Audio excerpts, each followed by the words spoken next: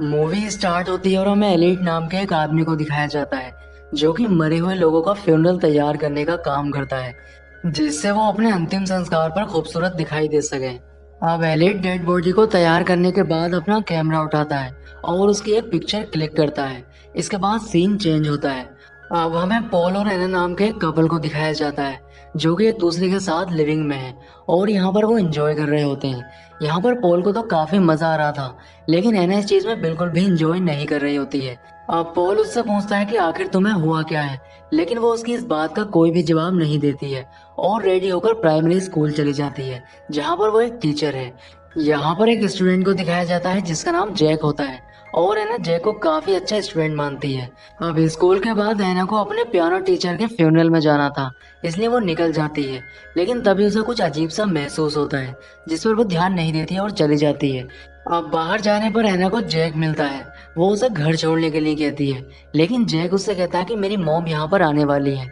अब एना अपने piano teacher के फ्यूनरल में चली जाती है और उसे देखने लगती है, लेकिन उसे देखने पर एना को ऐसा लग रहा था जैसे वो जिंदा है।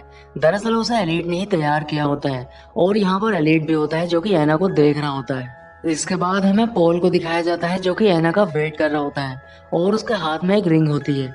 दरअसल आज पॉल एना को प्रपोज करने वाला है। अब एना जब आती है तो ये दोनों ही बात करने लगते हैं, लेकिन किसी बात को लेकर इन दोनों के बीच में झगड़ा शुरू हो जाता है और एना गुस्से में यहाँ से चली जाती है। अब रास्ते में एना कार ड्राइव करते हुए एक नंबर डायल करने लगती है, लेकिन तभी सब कुछ ब्लैकआउट हो जाता है।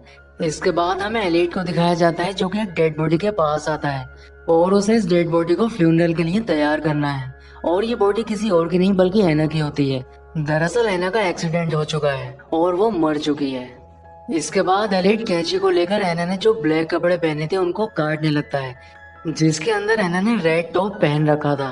अब यहाँ पर एना की आंखें खुल जाती हैं और वो एलिट से कहती है कि मैं यहाँ पर क्या कर रही हूँ। तब वो उससे कहता है कि 8 घंटे पहले तुम्हारा एक्सीडेंट हो चुका है और तुम मर चुकी हो, लेकिन एना उसकी बात पर यकीन नहीं करती है। अब एलिट उसको यकीन दिलाने के लिए एना का डेथ सर्टिफिकेट उसको दिखाने लगता है और उससे कहता है कि तुम्हारा 2 दिन के बाद फ्यूनरल है जिसके लिए मुझे तुम्हें तैयार करना है। अब एना को अभी भी यकीन नहीं आ रहा था क्योंकि वो उससे बात कर पा रही थी। तब एलिट उसको बताता है कि मैं जिंदगी और मौत के बीच जो आत्माएं फंस जाती हैं उन्हें देख सकता हूँ और इसलिए मैं तुमसे बात कर पा रहा हूँ। अब एलिट ये बात कहकर यहाँ से चला जाता है, लेकिन एना को अभी भी यकीन नहीं आ रहा था कि वो मर चुकी है। उसे यही लग रहा था कि वो कोई डरावना सपना देख रही है। दूसरी ओर हमें पॉल को दिखाया जाता है जो कि एना के घर न आने पर काफी परेशान हो जाता है और एना के नंबर पर कॉल लगाता है, लेकिन एना का फोन एलिट के पास होता है और वो उसकी कॉल को काट देता है। अब पॉल इस बात से काफी परेशान हो जाता है और वो एना के बारे में पता करने के लिए उसके घर पर जाता है। तब उसकी माँ पॉल को बताती है कि एना मर चुकी है। अब ये बात सुनकर पॉल काफी दुखी हो जाता है, लेकिन एक बात से वो काफी हैरान था, उसकी माँ को बिल्कुल भी अफसोस नहीं था कि एना मर चुकी है। इसके बाद हमें एलिट को दिखाया जाता है जो कि एना को उसके फ्यूनरल के लिए तैयार कर रहा होता है। वो उसके माथे पे लगे घाव को टांके लगाने लगता है, लेकिन टांगों से एना को बिल्कुल भी दर्द नहीं हो रहा था। अब यहाँ पर एना की माँ उसकी बॉडी को देखने के लिए आती है और वो कहती है कि मरने वाला तो मर जाता है, लेकिन उसकी फैमिली को कितना दुख होता है इस बात का एहसास डेड बॉडी को नहीं होता है। अब जाने से पहले उसकी माँ एलिट से कहती है कि एना के बालों को फिर से काला कर देना क्योंकि वो रेड बालों में बिल्कुल भी अच्छी नहीं लगती है। इसके बाद यहाँ पर पॉल आता है और वो एना की डेड बॉडी को देखने के लिए कहता है, लेकिन एलिट उसे एना की डेड बॉडी दिखाने से मना कर देता है। एलिट उससे कहता है कि वो सिर्फ उसकी फैमिली वालों को ही उसकी बॉडी दिखा सकता है, लेकिन पॉल की अभी एना से शादी भी नहीं हुई थी, इसलिए एलिट उसको बॉडी दिखाने के लिए मना कर देता है। अब पॉल की आवाज सुनकर एना अपनी जगह से उठ जाती है और पॉल को आवाज लगाने लगती है, लेकिन एना की आवाज पॉल तक नहीं पहुंचती और पॉल यहाँ से चला जाता है। लेकिन पॉल के जाने के बाद एना एलिट से पूछती है कि तुमने मुझे पॉल से क्यों नहीं मिलने दिया। तब एलिट उसको बताता है कि तुम्हारा 2 दिन के बाद फ्यूनरल है और तुम जितना अपनों से दूर रहोगी तुम्हारी आत्मा को उतनी ही जल्दी मुक्ति मिल जाएगी। अब एलिट की ये बात सुनकर एना हंसने लगती है और उसे लगता है कि एलिट पूरी तरह से बकवास कर रहा है। यहाँ वो उससे कहती है कि तुमने शायद मुझे कोई ड्रग्स दिया है जिसकी वजह से मैं कुछ भी महसूस नहीं कर पा रही हूँ। दूसरी ओर हमें पॉल को दिखाया जाता है जो कि पुलिस के पास एना से मिलने की परमिशन लेने के लिए जाता है, लेकिन पुलिस उसको परमिशन देने से मना कर देती है। इसके बाद हमें एना को दिखाया जाता है जो कि एक कैंची को उठा लेती है जिससे वो एलिट पर हमला करके यहाँ से भाग सके, लेकिन तभी उसे एक डेड बॉडी दिखाई देती है, जिसे देखकर वो डर जाती है। और तभी यहाँ पर एलिट भी आ जाता है, जिसे देखकर है ना कैंची को छुपा लेती है। अब मौका देकर है ना एलिट के ऊपर हमला कर देती है, लेकिन एलिट बच जाता है। और एलिट फिर से उससे यही कहता है कि तुम मर चुकी हो। अब रात को सोते समय एना को एक सपना आता है, जिसमें वो उसी डेड बॉडी को देखती है। और ये देखकर वो काफी घबरा जाती है, क्योंकि एना जब मर चुकी है तो वो सपना कैसे देख सकती है।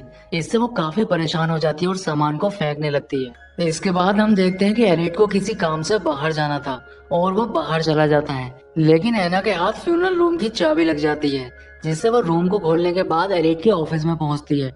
और वो उसके ऑफिस के फोन से अपने बॉयफ्रेंड को कॉल कर देती है, लेकिन पॉल उसकी आवाज सुनकर यकीन ही नहीं करता है कि ये एना है। दरअसल पॉल को लग रहा था कि शायद एना की आवाज में कोई उसे परेशान कर रहा है, इसलिए वो एना की कॉल को काट देता है।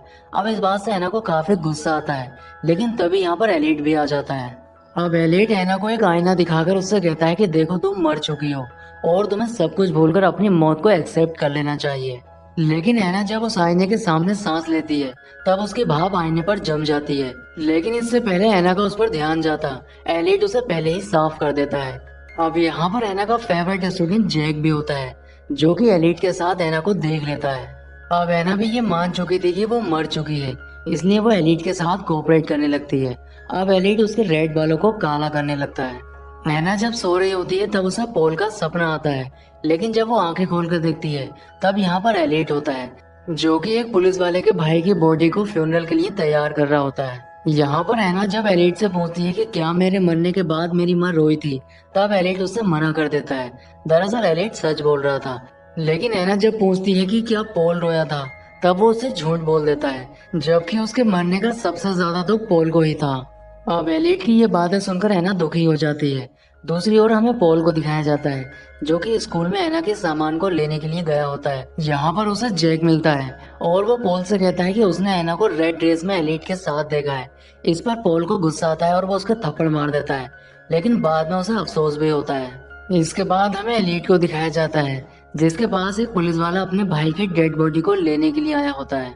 अब हमें जैक को दिखाया जाता है, जिसको लोगों के फ्यूनरल में जाने का शौक होता है। इस बात का पता एलिट को भी चल जाता है और वो जैक से कहता है कि जो भी मैंने सीखा है वो मैं तुम्हें भी सिखा सकता हूँ। इसके बाद हम पॉल को देखते हैं, जिसे रास्ते में एक रेड ड्रेस देख के याद आता है कि जिस दिन एना का एक्सीडेंट हुआ था उस दिन उसने रेड ड्रेस ही पहनी थी। इसलिए पॉल को यकीन हो जाता है कि जैक ने उसे एना के बारे में जो बताया था वो सही है। और पॉल एलिट से मिलने के लिए निकल जाता है और एलिट के पास जाकर एना के बारे में पूछने लगता है।